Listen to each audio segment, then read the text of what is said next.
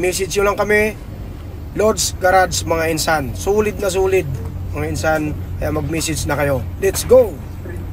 Maganda nga po mga insan. Ngayon ay nag-install tayo ng floor matting at full set na headrest, black at cream combination mga insan. Ang customer natin ay galing ng Coron, Palawan mga insan. At proseso na tayo, tanggal na tayo ng upuan. Wala na tayong patagal-tagal pa dahil magdidilim na. Kakabitan pa natin ito mga insan ng black garnish. Dahil ito sila busing ay pauwi na to ng Coron, Palawan ngayong araw. Ang oras natin mga insan ay 4:30 ng hapon. Sana matapos natin agad. Pero alam ko gagabihin talaga tayo nito mga insan dahil marami-rami ang install natin. At nabaklasan natin yung mga upuan dito. Yan mga insan, nililigpit lang natin yung matting dahil bagong-bago pa yung unit na yan. Sayang naman yung matting mga insan. Ayan, dito naman sa part na to mga insan, kakabit na natin yung tambol, yung cover ng tambol. Lalagyan na natin rugby yan mga insan. Ayan, ganyan lang ang pag-install ng dito sa may tambol. Lalagyan mo ng rugby mga insan para makapit siya at hindi siya mahulog kapag apaka ng mga pasahero. Yan insan, ikutan lang natin dito mga insan. Tanggal na rin yung stepboard, tanggal na yung mga upuan sa harap.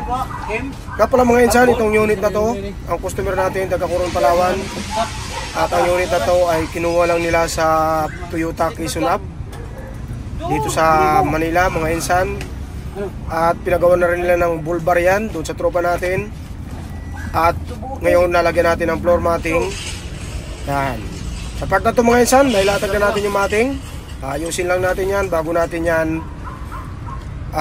latagan ng mga upuan, bago natin balik yung mga upuan yan mga insan. Ayusin muna natin yung mga butas nyan para solid mga insan. Ayan mga insan, napunta tayo ng gabi. Naikabit na rin natin yung headrest. Ayan mga insan, talaga naman napakaganda na.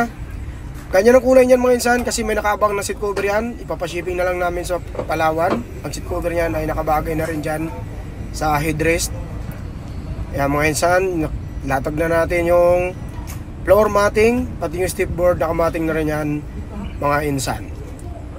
Ayan mga insan, sa part na to mga insan, ilalagay na natin yung garnish.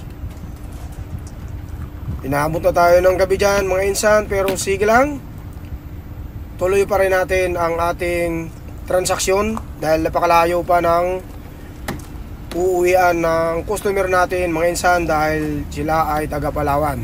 Kaya dapat ma-install natin yan para pag uwi nila sulit na yung unit nila.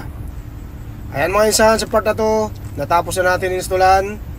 Ayan, pati yung mga bowl, gas tank, ito tail light. Ayan, tail light mga insan.